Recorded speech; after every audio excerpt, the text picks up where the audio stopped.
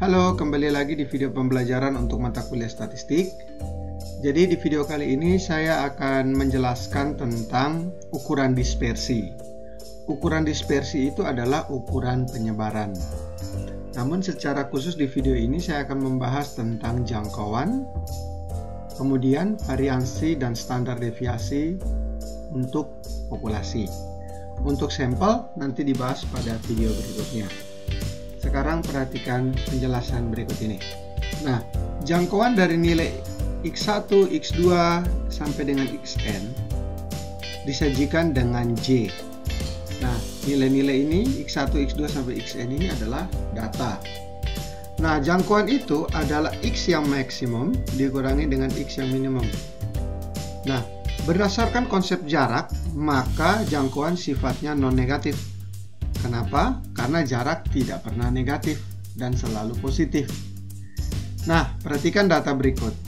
Ini adalah data usia dari 14 orang di suatu desa. Maka jangkauannya adalah X max, berarti kita cari nilai X yang paling besar yaitu 50. 50 dikurangi dengan X yang paling kecil yaitu 18. Maka jangkauannya adalah 32. Oke, mudah ya? Nah, sekarang perhatikan penjelasan tentang variansi. Variansi dari nilai-nilai XI didefinisikan sebagai berikut. Nah, sekarang kita perhatikan definisinya dengan rumus seperti ini. Nah, untuk memahaminya, sekarang perhatikan penjelasan saya berikut. Mean atau rata itu kan formulanya adalah sigma XI dibagi dengan N, atau jumlah data dibagi dengan banyaknya data. Nanti di sini adalah jumlah data dan di sini adalah banyaknya data.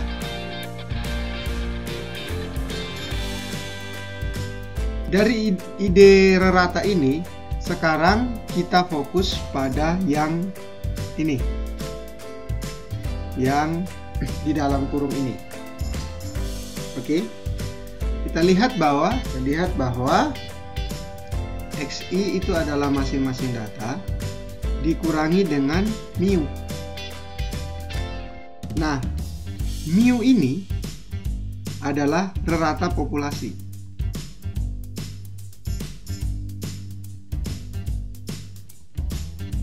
Kalau misalnya nanti ini diganti dengan X bar, maka ini adalah rata sampel. Kemudian, kalau untuk XI dikurangi dengan mu, nah ini adalah jarak.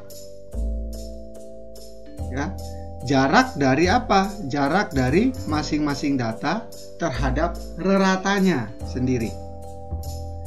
Nah, kemudian kalau misalnya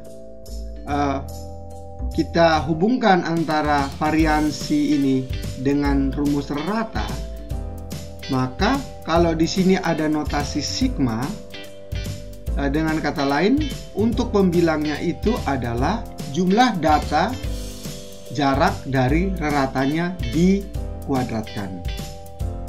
Sudah. Kemudian karena dibagi dengan N, nah ini sama dengan ini. Oke, dengan rumus rata. Berarti untuk variansi itu pada pembilangnya itu sigma XI itu berbentuk sigma XI dikurangi dengan mu dikuadratkan. Dengan demikian, kita dapat disimpulkan bahwa secara konseptual variansi adalah rata jarak dari masing-masing data terhadap reratanya dikuadratkan. Oke ya. Kemudian, kenapa dikuadratkan? Nah, karena seperti tadi, seandainya misalnya saya punya urutan data ke-6, katakanlah X6 itu adalah 5, sedangkan reratanya adalah 7, maka jarak dari X6 ke reratanya atau mu-nya adalah negatif 2. Nah, berdasarkan konsep jarak tadi, jarak tidak boleh negatif atau harusnya non negatif. Maka dikuadratkan. Kalau dikuadratkan berarti negatif 2 dikuadratkan hasilnya adalah 4. Nah, kalau 4 berarti ini bukan jarak yang sebenarnya. Ya.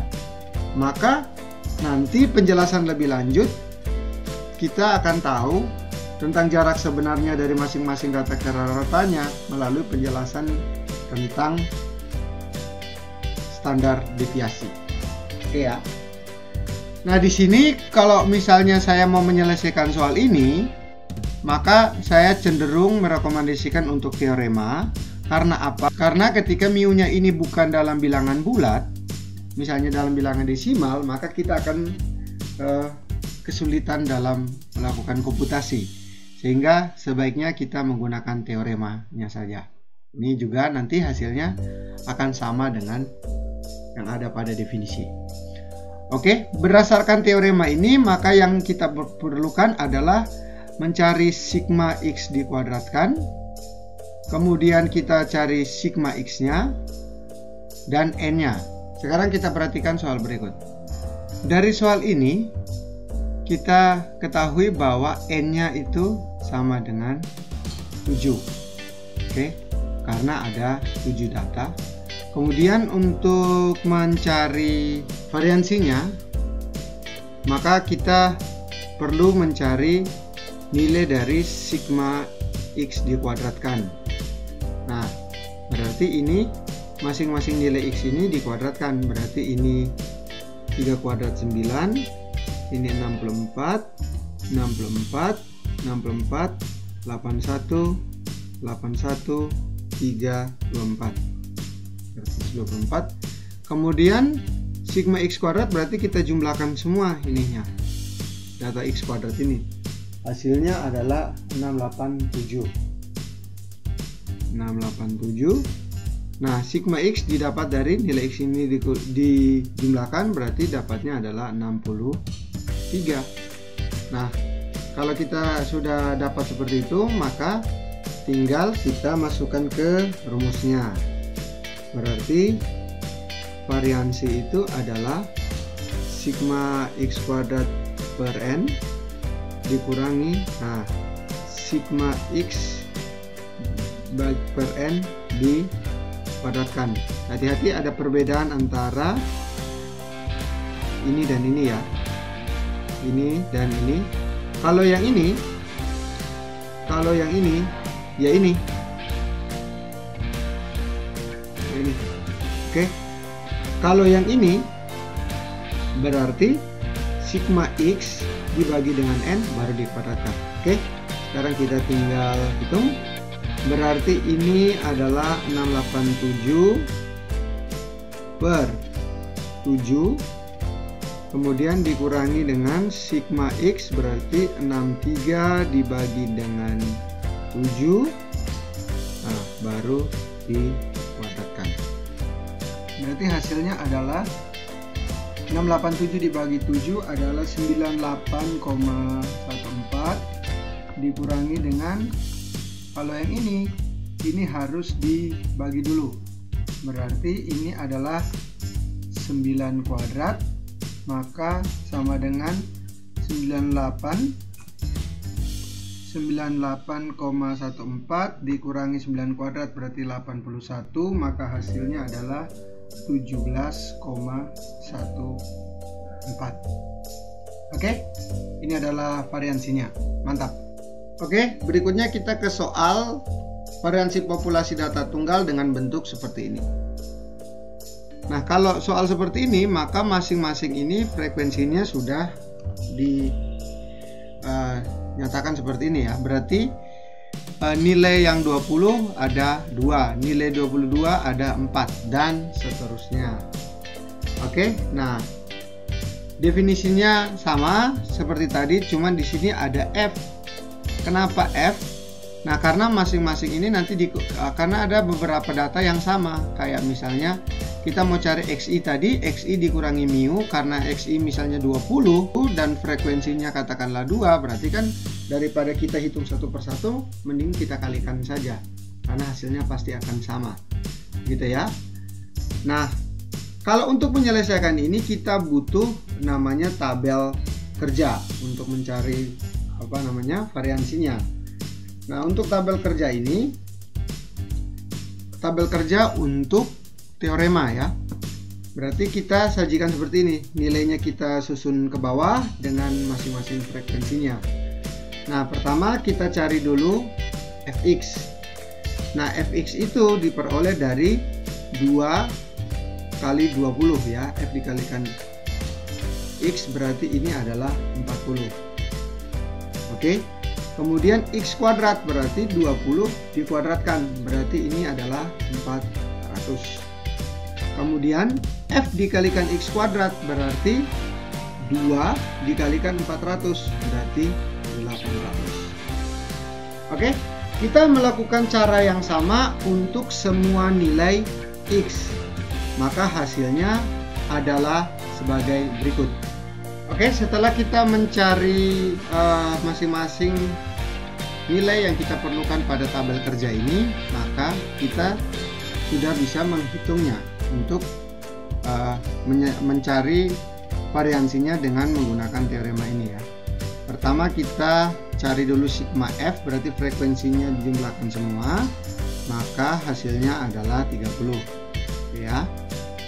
Kemudian ini dijumlahkan semua, sigma fx hasilnya adalah 750. Kemudian fx kuadrat berarti hasilnya adalah 18.946.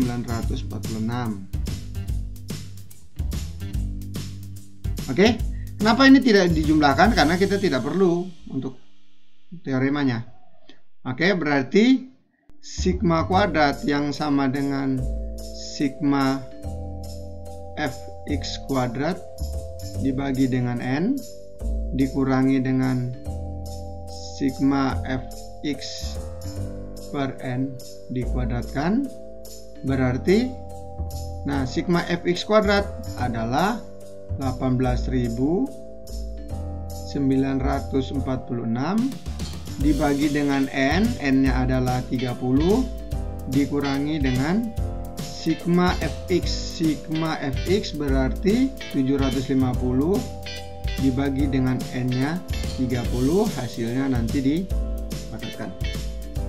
Oke ya, berarti 631,54 dikurangi dengan 25 kuadrat. Nah, maka ini menjadi 631,54 dikurangi dengan 625. Oke, berarti sigma kuadratnya atau variansinya adalah 6,54. Oke, ini juga mudah, cuman kita harus menghitung banyak data yang ada di sini, dan di sini. Nah, berikutnya kita ke variansi populasi untuk data bergolong. Nah, seperti yang kita ketahui, data bergolong itu akan dalam bentuk kelas-kelas seperti ini, yang mana luas kelasnya sama semuanya. Kemudian karena kelemahannya kita tidak tahu datanya secara spesifik, maka setiap kelas itu akan diwakili oleh titik tengah atau XI.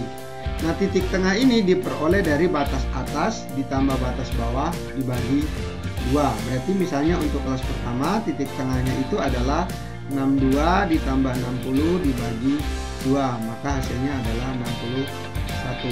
Begitu seterusnya sampai kepada kelas yang terakhir. Nah, definisinya seperti ini. Ini sama seperti yang tadi, cuman di sini ada frekuensinya ya. Nah, XI-nya ini nanti diwakili oleh titik tengah.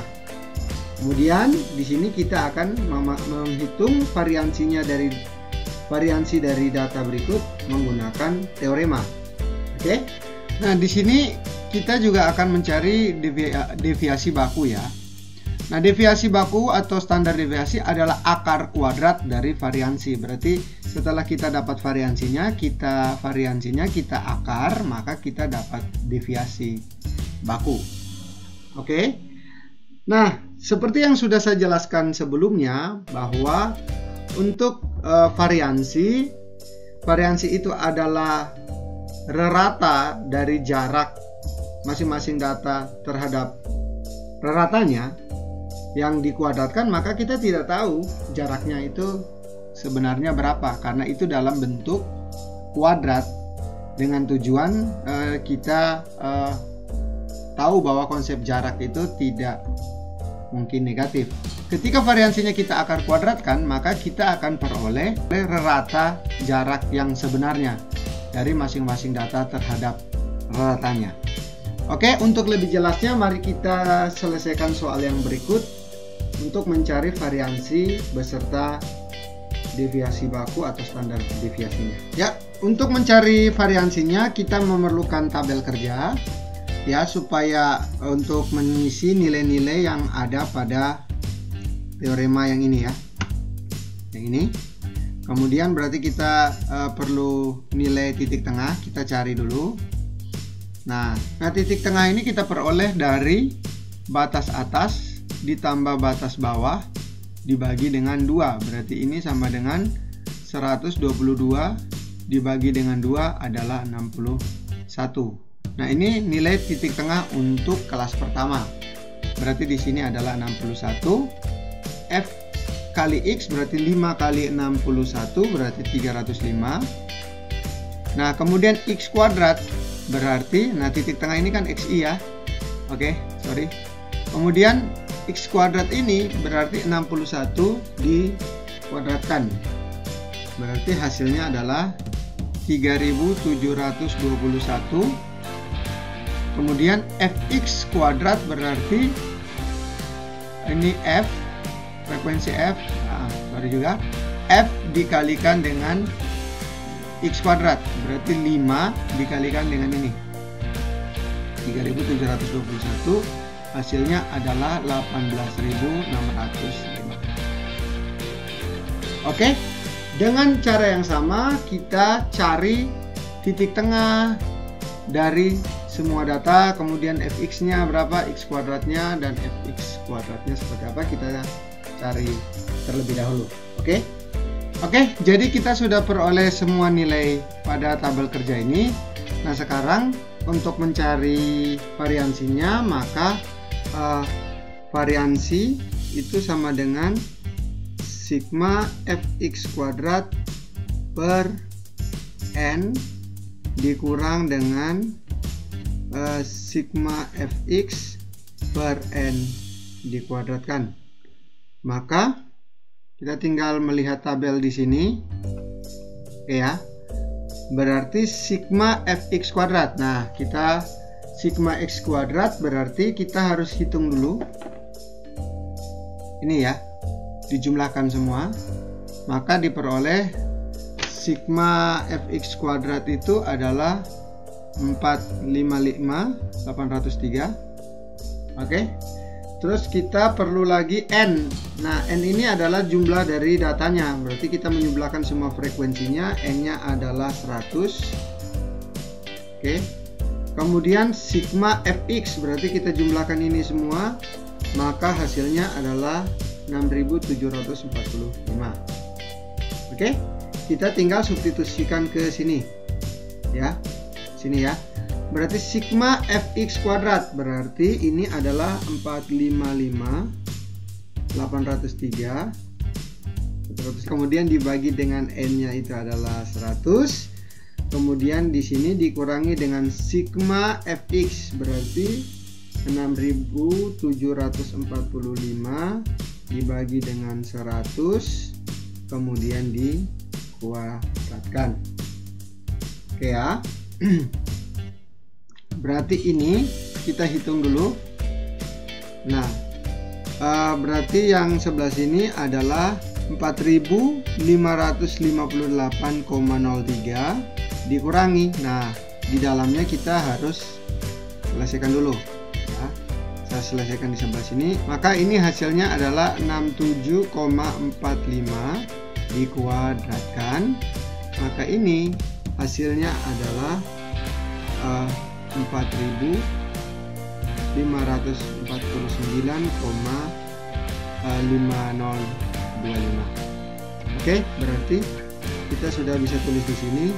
Maka ini hasilnya adalah 49,502. Oke, kita kurangkan, maka hasilnya adalah 8,5275. Nah, ini adalah variansinya. Nah, berikut kalau kita mau cari deviasi baku, maka kita tinggal cari akar kuadrat dari 8,5275. Maka deviasi bakunya adalah 2,92. Oke, seperti ini. Nah, ketika kita memperoleh nilai deviasi bakunya, maka kita dapat mengetahui juga bahwa jarak rata-rata dari setiap data terhadap raratanya adalah ini. Oke ya. Ya, seperti itu penjelasan saya. Berikutnya kita perhatikan di sini ada tugas. Oke, ada 3 nomor. Ya, tugas yang pertama adalah carilah variansi dari ini variansi dan seharusnya dengan deviasi baku ya. Deviasi baku atau standar deviasi. Oke, kita cari ini. Nah, kemudian data yang kedua adalah ini dan soal yang ketiga ini. Jadi tiga-tiganya dicari variansinya dan deviasi baku atau standar deviasi. Oke, mungkin itu sekian penjelasan dari saya. Jika ada yang mau ditanyakan, silakan ditanyakan. Tetap belajar, tetap kerja keras. Tuhan memberkati.